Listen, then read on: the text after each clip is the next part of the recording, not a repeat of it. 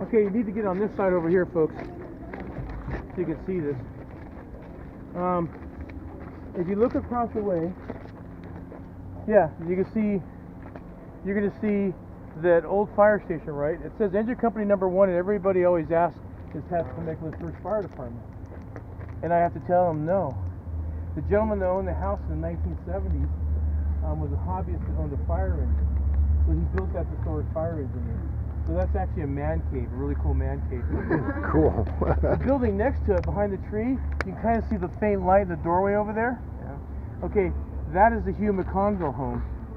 Now, who Hugh McConville is remember in the diorama, the picture I showed you about the livery stable?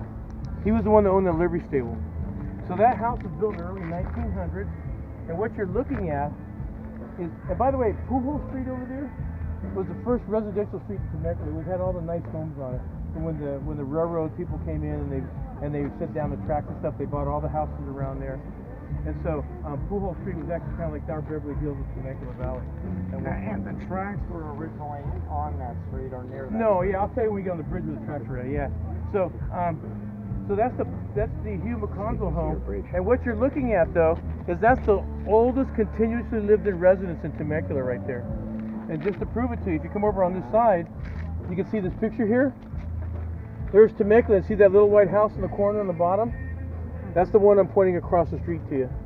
That one right there. Yeah. So that's the Hugh McConville home, and all those buildings over there to the right, that's Temecula. That's all it was, along Main Street. Yeah.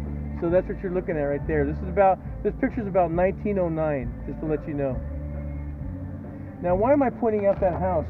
Well, the current owner, I met her about 6 years ago, but actually the owner before that is the one that I knew through the museum.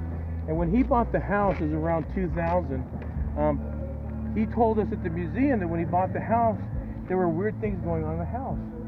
Things like he would be in one room and hear voices coming from another room.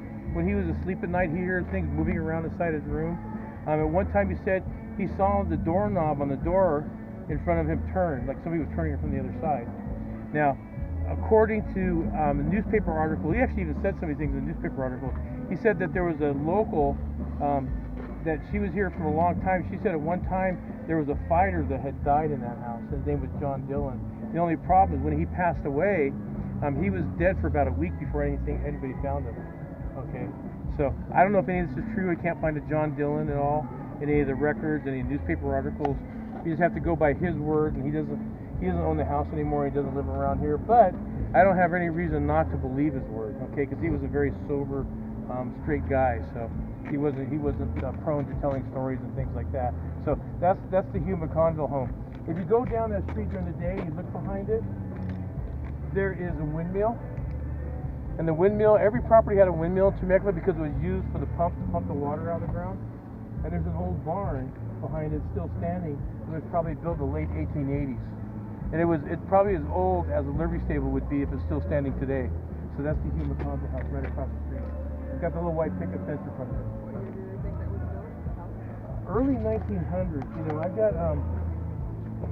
got something the Historical Society did in the 70s, and they put like 1904 or 1903 in it, but I don't trust it because on a lot of the other buildings that I know the dates on, they put the wrong dates. Yeah. So I don't know if it's accurate or not.